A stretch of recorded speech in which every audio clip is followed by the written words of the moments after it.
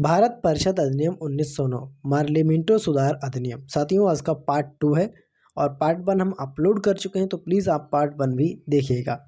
भारत परिषद अधिनियम 1909 इस वीडियो के माध्यम से कवर करेंगे, तो आप सभी लोग वीडियो को पूरा जरूर देखें। तो आइए शुरुआत करते हैं। जॉन मार्ले इंग्लैंड में भारत के राज्य सचिव, लॉर्ड मिंटो भारत के वायसराय थे। भारतीयों की मांग क्या थी? उत्तरदायित्व सरकार की स्थापना करना, अधिक से अधिक प्रतिनिधित्व हासिल करना। इन सभी टॉपिकों को हम कवर करेंगे। इस अधिनियम द्वारा भारतीयों को प्रशासन व विधि निर्माण दोनों कार्यों में प्रतिनिधित्व प्रदान किया गया। केंद्रीय विधान परिषदों में अतिरिक्त सदस्यों की संख्या 16 परिषदों से बढ़ाकर 60 कर दी गई। 16 से बढ़ाकर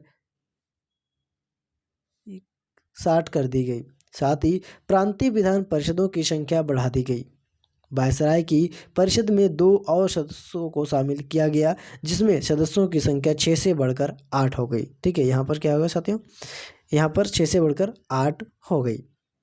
भारत शासन अधिनियम 1909 इसको भी कवर करेंगे। मांटचेगू चेम्सफोर्ड सुधार अधिनियम। मांटचेगू इंग्लैंड में भारत के राज्य सचिव थे और चेम्सफोर्ड भारत के वायसराय।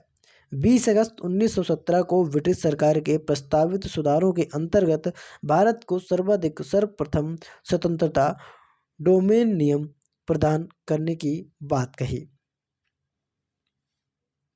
विशेषताएं: केंद्र में 2 सदनीय विधानमंडल का प्रावधान किया गया तथा प्रत्यक्ष निर्वाचन की व्यवस्था भी प्रारंभ हुई। काउंसिल ऑफ स्टेट या राज्य परिषद, उच्च न्यायालय या 5 वर्ष, सेंट्रल लेजिस्लेटिव असेंबली, केंद्रीय विज्ञान सभा, निम्न सदन केंद्रीय तथा प्रांतीय विषयों का विभाजन, शक्तियों का विभाजन किया गया, जिसे केंद्र सूची व राज्य सूची कहते हैं। इस प्रकार राज्यों पर केंद्रीय नियंत्रण कम किया गया, किंतु सरकार का ढांचा केंद्रीय व सकारात्मक ही बना रहा। इस अधिनियम द्वारा प्रांतीय स्तर पर द्वंद्व शासन की शुरुआत की गई तथा प्रांतीय विषयों को 2 भागों में बांटा गया। हस्तांतरित विषय: शिक्षा, खेती, स्वास्थ्य आदि। हस्तांतरित विषयों का प्रावधान गवर्नर जनरल अपने भारतीय मंत्रियों की सलाह से करता था, जो प्रांतीय विधान परिषद के प्रति अस्थायी होते थे। आरक्षित विषयों को समझ लेते हैं।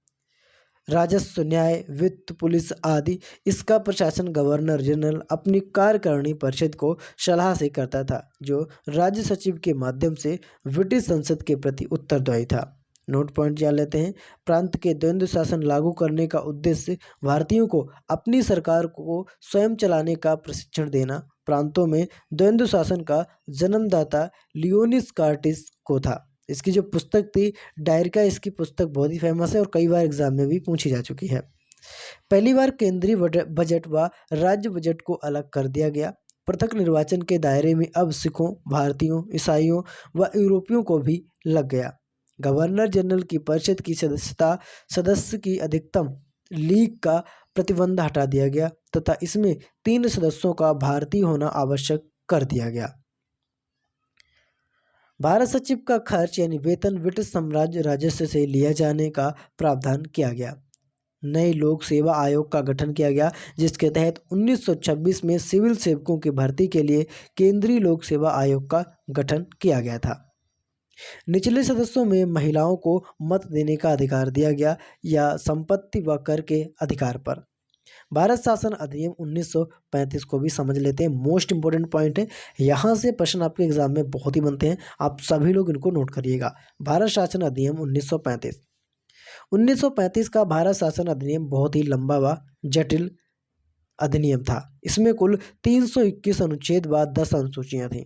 इसकी विशेषताएं: अखिल भारतीय संघ की सबसे पहले स्थापना समझ लेंगे। इस अधिनियम के तहत अखिल भारतीय संघ की स्थापना की गई, जो ब्रिटिश भारतीय प्रांतों व कुछ भारतीय रियासतों को जो संघ में शामिल होने की सहमत थी को मिलाकर बनाया गया था। किंतु देशी रियासतों संघ में शामिल नहीं हुई, अतः इससे संघ की स्थापना संभव नहीं हो सकी। केंद्र में द्वंद्व शासन की व्यवस्था। प्रांतों में द्वंद्व शासन को समाप्त कर केंद्र में द्वंद्व शासन को लागू कर दिया गया तथा केंद्रीय प्रशासन के विषयों को संरक्षित व हस्तांतरित दो भागों में बांट दिया गया। प्रांतों में स्वायत्त शासन की स्थापना। अब प्रांतीय विषयों पर विधि बनाने का अधिकार प्रांतों को दिया गया तथा उन पर से केंद्र का नियंत्रण समाप्त कर दिया गया तथा केंद्रीय प्रशासन अब इस प्रकार प्रांतों के गवर्नर ब्रिटिश सरकार के प्रतिनिधित्व के रूप में कार्य करते थे, न कि गवर्नर जनरल के अधीन। शक्तियों का विभाजन कैसे हुआ? इस अधिनियम के द्वारा विषयों को 3 भागों में विभाजित किया गया। वो भाग थे संघ सूची जिसमें 59 विषय थे, प्रांतीय सूची इसमें 54 विषय थे, संवर्ती सूची इसमें 36 विषय थे। सबसे पहले जान लेंगे संघीय न्यायालय। संघ और इसमें शामिल होने वाली इकाइयों के बीच उठे संवैधानिक विवादों को निपटाने के लिए नई दिल्ली में संसदीय न्यायालय की स्थापना की गई। एक मुख्य व 7 अन्य न्यायाधीश। इस न्यायालय के विरुद्ध बीबी काउंसिल में अपील की थी। प्रांतीय विधानमंडल को समझ लेते हैं। इस अधिनियम के द्वारा 11 राज्यों में 6 राज्य बंगाल, बिहार, बम्बई, संयुक्त प्रांत व असम में द्विशासन व्यवस्था की गई थी, जिसमें से विधान परिषद, उच्च सदन, ठीक है, विधान परिषद को उच्च सदन कहते हैं, विधानसभा या निम्न सदन। इस अधिनियम द्वारा प्रांतों में उत्तरदायित्व सरकार के गठन का प्रावधान किया गया, अर्थात द्वंद्व शासन के स्थान पर निर्वाचित प्रतिनिधियों के द्वारा सरकार का गठन किया गया व स्थानीय विधानमंडल के प्रति उन्हें उत्तरदायित्व बनाया गया। देश की मुद्रा व शाखा व नियंत्रण के लिए भारतीय रिजर्व बैंक की स्थापना की गई। संघीय लोक सेवा आयोग की स्थापना के साथ साथ प्रांतीय सेवा आयोग व 2 अधिक राज्यों के लिए संयुक्त सेवा आयोग की स्थापना की गई। भारत परिषद का अंत कर दिया गया तथा भारत सचिव के लिए इंग्लैंड में सलाहकारों की टीम दी गई। 1985 ईस्वी में बर्मा को भारत से अलग कर दिया गया।